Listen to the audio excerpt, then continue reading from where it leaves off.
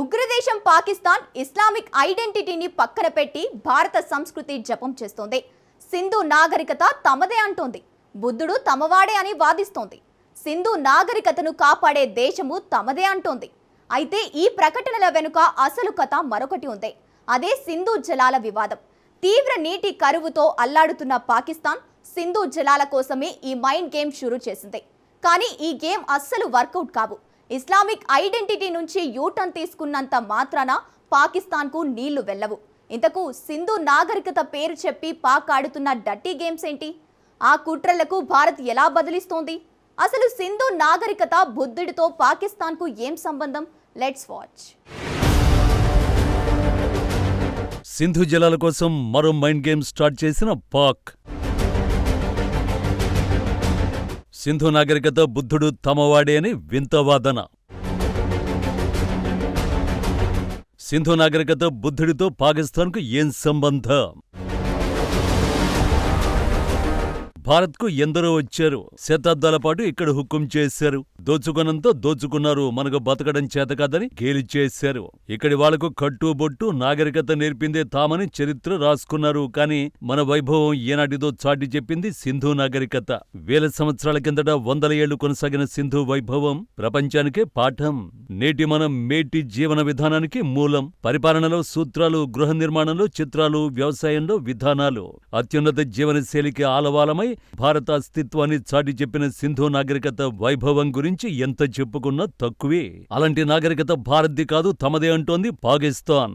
అంతేకాదు తన ఇస్లామిక్ ఐడెంటిటీని పక్కన పెట్టి బుద్ధుడు కూడా తమవాడే అని వాదిస్తోందా దేశం. సింధు జలాల కోసం పాకిస్తాన్ ఇప్పుడు నాగరికత, సంస్కృతి అనే సెంటిమెంట్ అస్త్రాన్ని తెరపైకి తెచ్చింది. ఇందులో భాగంగానే కొన్ని దశాబ్దాలుగా నిర్లక్ష్యం చేసిన తన ఇస్లాం పూర్వ చరిత్రను, ముఖ్యంగా సింధులోయ నాగరికతను పాక్ అకస్మాత్తుగా ఓన్ చేసుకోవడం ప్రారంభించింది. పహల్గాం ఉగ్రదాడి తర్వాత భారత్ సింధు జలాల ఒప్పందాన్ని తాత్కాలికంగా నిలిపేసింది. భారత్ తీసుకున్న ఈ సంచలన నిర్ణయంతో పాకిస్తాన్ తీవ్ర దిగ్భ్రాంతికి గురైంది. ఈ నీటి సంక్షోభం నుంచి దేశం బయటపడడానికి పాకిస్తాన్ పీపుల్స్ పార్టీ అధినేత బిలావల్ భుట్టో ఒక సరికొత్త వాదనను ముందుకు తెచ్చారు. భారత ఒప్పందాన్ని నిలిపేయడాన్ని ఆయన నేరుగా సింధు నాగరికతకు ముడిపెట్టారు. పాకిస్తాన్ విద్యార్థులకు తమ దేశ చరిత్ర క్రీస్తు శకం 712లో మొహమ్మద్ బిన్ ఖాసిం సింధును ఆక్రమించడంతోనే ప్రారంభమైందని దశాబ్దాలుగా బోధిస్తారు. కానీ నీటి వివాదం మొదలడంతో పాక్ పాలకులకు అకస్మాత్తుగా 5000 ఏళ్ల నాటి ప్రాచీన నాగరికత గుర్తొచ్చింది. 1965లో అమెరికన్ పురావస్తు శాస్త్రవేత్త జార్జ్ డేల్స్ తర్వాత ఎవరూ టచ్ చేయని మొహెంజోదారో సైట్లో పాక్ గత ఏడాది జూన్లో తిరిగి తవ్వకాలు ప్రారంభించింది. మొహెంజోదారో, హరప్పా మా భూభాగంలోనే ఉన్నాయి కాబట్టి సింధు నదికి అసలైన ఏకైక వారసులం మేమే అని బిలావల్ భుట్టో, ప్రెసిడెంట్ జర్దారీ అంతర్జాతీయ వేదికలపై వాదిస్తున్నారు. భారత చర్యను నేరుగా సింధు నాగరికతపై జరిగిన దాడిగా అభివర్ణించడమే. ఇదే పాకిస్తాన్ అసలు టార్గెట్. ఇప్పటి వరకు ఇస్లామిక్ చరిత్రను మాత్రమే నెత్తిన పెట్టుకున్న పాకిస్తాన్ ఇప్పుడు ఉనికి కోసం ఇస్లాం పూర్వకాలానికి చెందిన తక్షశిల, గాంధార, బలూచిస్తాన్లోని మెహర్గఢ్ వంటి పురాతన బౌద్ధ, వైదిక, గ్రీకో బౌద్ధ సంస్కృతిని ప్రమోట్ చేస్తోంది. ప్రభుత్వ మద్దతుతో డాక్యుమెంటరీలు, సెమినార్లు, తక్షశిల అంతర్జాతీయ టూరిజం క్యాంపెయిన్ల ద్వారా తమదే అసలైన ప్రాచీన భారతదేశమని చాటుకునే ప్రయత్నం చేస్తోంది. పాకిస్తాన్లో ఆస్ట్రేలియా హైకమిషనర్ తిమోతి కేన్ తక్షశిలను సందర్శించి ప్రశంసించగా దానికి పాక్ విశ్లేషకులు స్పందిస్తూ ఈ నది, దీని చరిత్ర పాకిస్తాన్దే, ఈ నది లేని వారు దీనిపై హక్కులు కోరలేరు అని చెప్పుకొచ్చారు. అంతేకాకుండా ఈ నది పాకిస్తాన్ ఏకం చేసే శక్తి అని, ఈజిప్టుకు నైల్ నది ఎలాంటిదో పాక్కు సింధు నది అలాంటిదని వారు పోలుస్తున్నారు.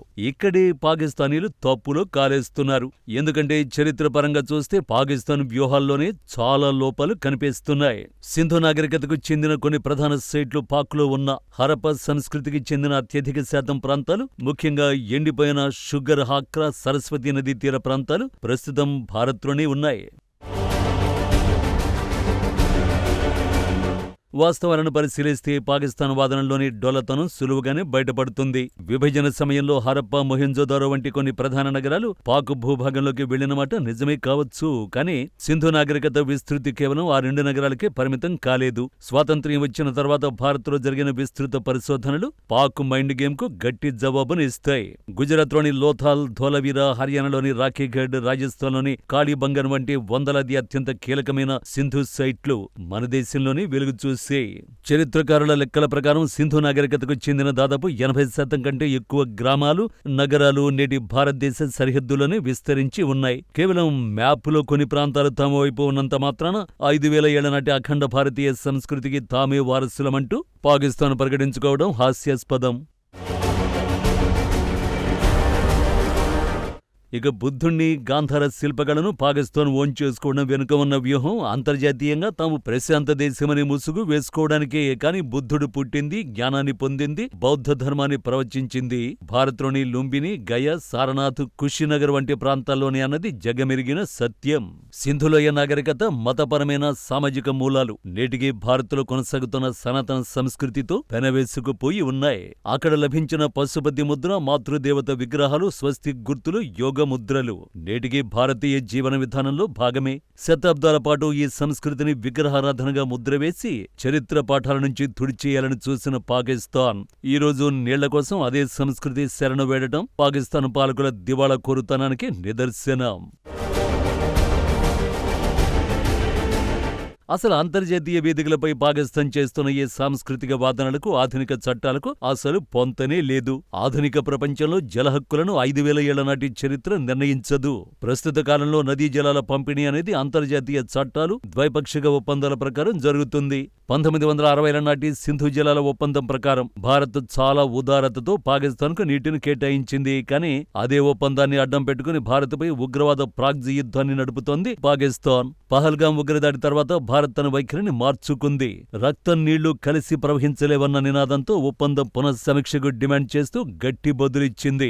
చట్టబద్ధమైన నిబంధనలు పాటించకుండా ఉగ్రవాదాన్ని పెంచి పోషిస్తూ ఇప్పుడు సింధు నాగరికత మాదే అంటూ సెంటిమెంటు డ్రామాలాడితే భారత్ లొంగే ప్రసక్తే లేదు.